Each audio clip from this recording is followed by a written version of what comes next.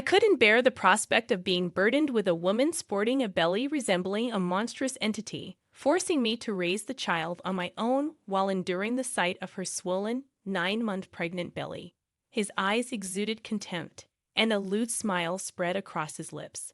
Anticipating this inevitable day, despite foreseeing such an incident, I promptly retreated to my room.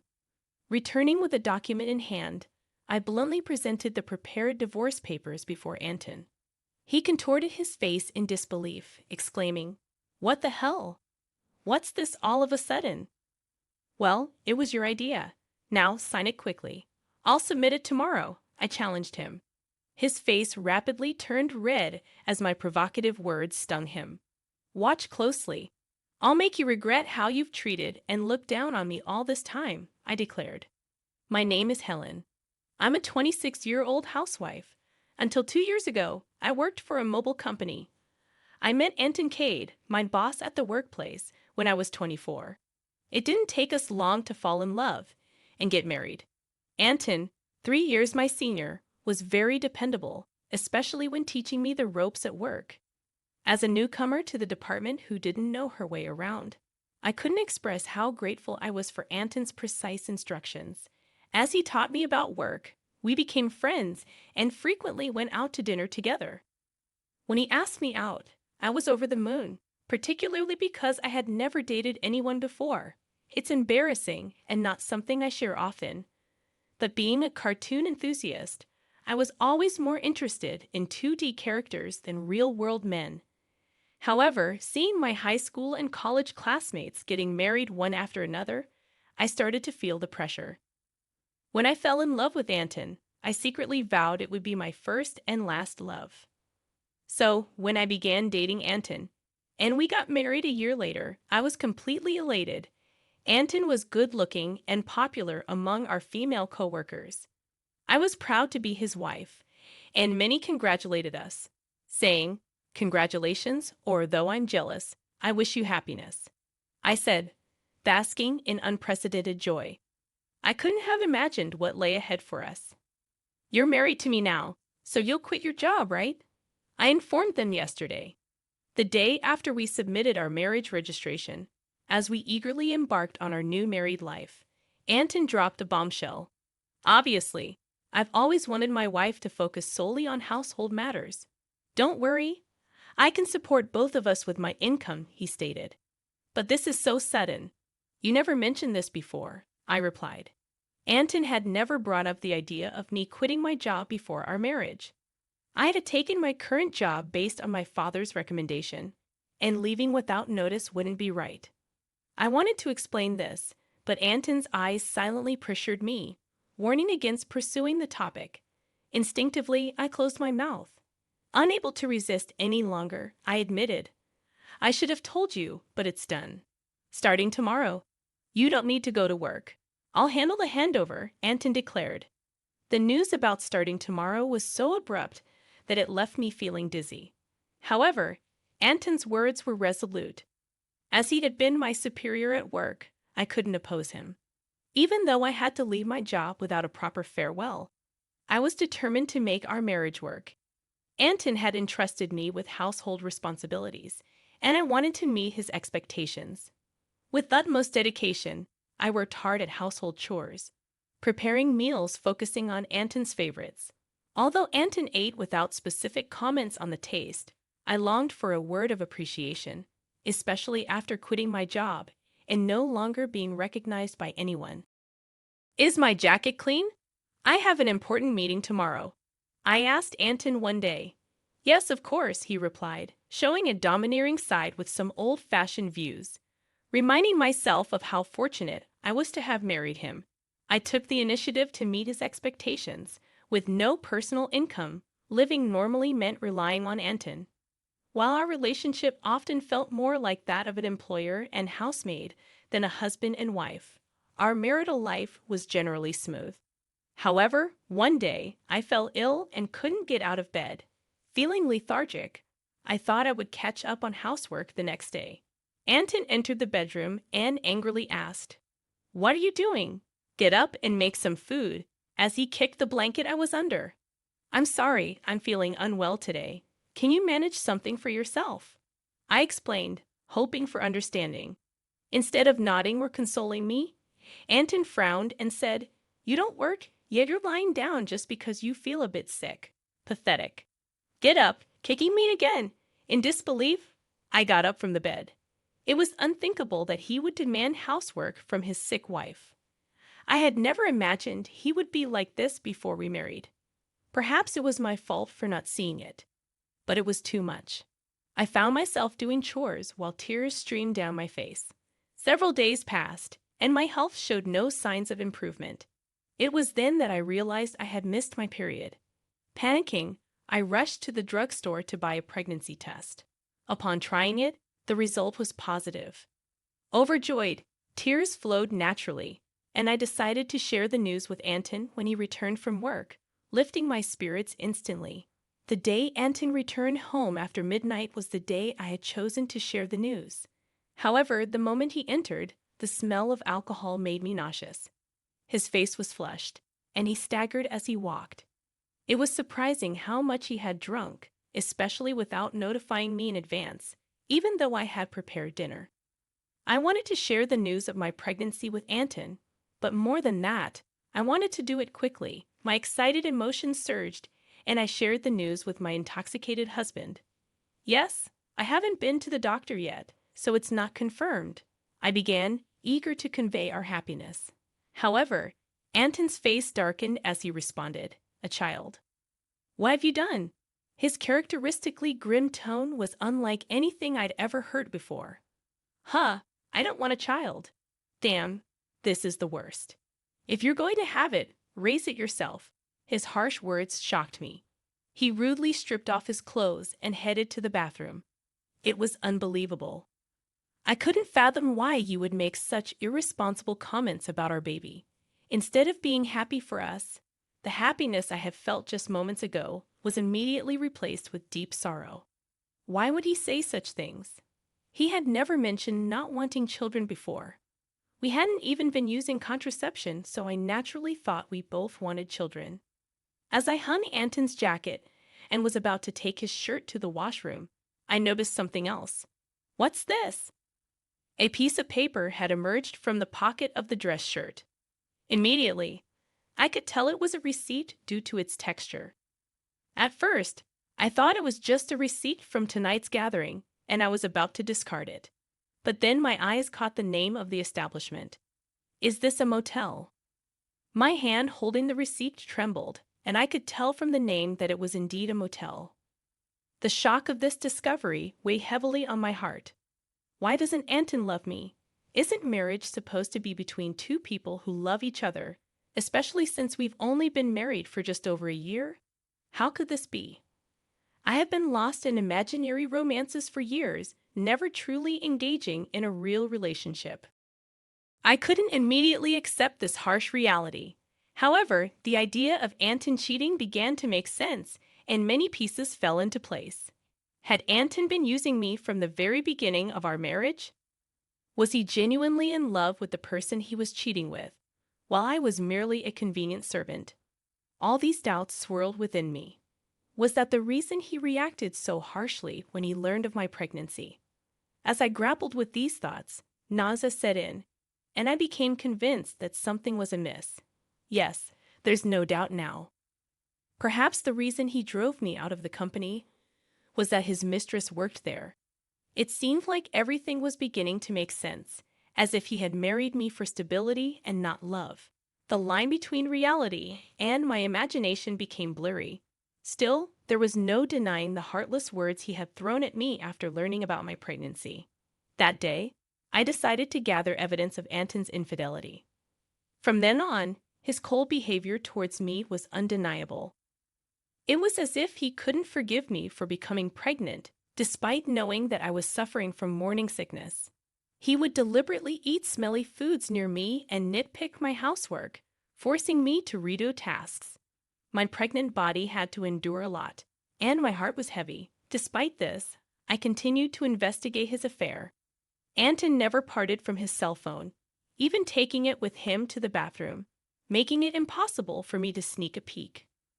When I secretly entered Anton's room, it was neat and tidy, with nothing incriminating in sight.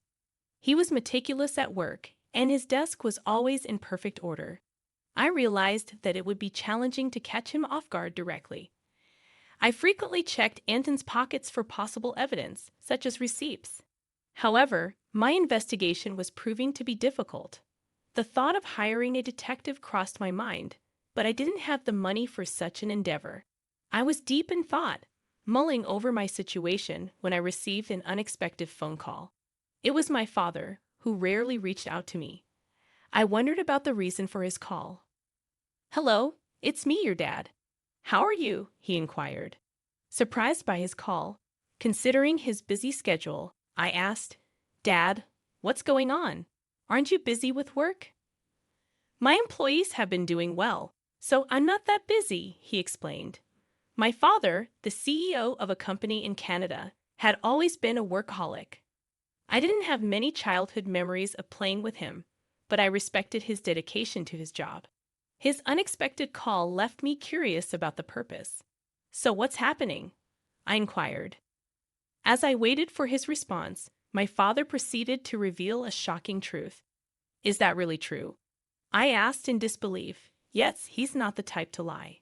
"I want you to believe me," my father reassured me, initially in shock and unable to respond. As the pieces of the puzzle fell into place, I felt a sense of relief. "Thank you, Dad. I'll do my best," I told him with gratitude before hanging up the phone. My research was finally paying off, and I couldn't help but feel elated. However, the newfound knowledge also stirred up feelings of anger and frustration due to the ongoing tension between Anton and me. Anton continued to be distant, even though I was pregnant. Each time he acted this way, I harbored a deep hatred towards him. Months passed, and our relationship remained strained. Eventually, an event occurred that shattered our life at 9 months pregnant. I was always cautious around Anton, living in a state of constant apprehension. I tried to avoid crossing paths with him, leading a quiet and stifled life. One day, I served dinner as usual, and when Anton returned home, we sat at the dining table. As I quietly ate, Anton suddenly slammed his fork down. "What is this? It's tasteless," he exclaimed, throwing the food I had prepared onto the floor. Baffled by his outburst, I tried to comprehend the situation. The anger at having the meal I had cooked discarded before me began to well up inside. "I've been contemplating this for some time, but recently you've been complaining about the taste of the meals I prepare." Anton criticized my cooking, stating it was tasteless. While it was true that, since becoming pregnant, I had been using less seasoning to make healthier meals for everyone, this was only a temporary measure until the baby's birth. If he found the food bland, he could have simply added some salt himself. Why did he have to throw the meal on the floor? I was about to voice my complaint when Anton sneered and uttered hurtful words. "I don't want a woman with a belly like a monster. You'll have to raise the kid by yourself," while looking at my swollen belly, he spitefully declared, his eyes filled with malice and a vulgar smile stretching across his lips. I had always anticipated that this day might come, even though I had hoped for a different outcome. Swiftly, I went to my room, retrieved a document, and returned to present it to Anton. "Fine. Here are the divorce papers," I said, thrusting the prepared documents in front of him. Anton's face twisted in shock as he stammered. "What the hell? What's this all of a sudden?" "Well, it was your idea. Now sign it quickly." "I'll submit it tomorrow," I responded. In reality, I have been contemplating divorce since I began suspecting Anton's infidelity. However, with a child on the way, I was unsure if I could support myself if I took that step. But now, I had a different plan in mind. My resolve seemed to have provoked Anton. His face reddened with anger. "Just watch. I will make you regret every moment you looked down upon me and controlled me. Do you think you can survive without me? You have a baby to care for, and you'll regret it," I warned, my determination unshaken. "I'll be fine. Don't worry about me," I assured Anton. Perhaps irritated by my determination, he snatched the divorce papers and began to fill in the blanks. "Here you go. If this is what you wanted, it's yours, he said. Thank you, I responded. Probably. Anton didn't think I would actually submit the divorce papers, as he handed them over without a fuss. The following day, I promptly submitted the divorce papers and left the house. I knew he would be surprised when he returned from work to find out. After that, I moved to my parents' home, primarily due to my father's return to the U.S. from Canada and his suggestion that I stay with them. It was the right decision at the time, as I was fed up with my life with Anton, and I was deeply thankful to my father. I received 3 calls from Anton Cade on the day I left our home, but I ignored all of them. Eventually, he stopped calling. It became clear that I meant very little to Anton. He was probably content with his mistress by now, and I suspected he might even remarry soon. I had decided to move on from Anton, and 6 months had passed.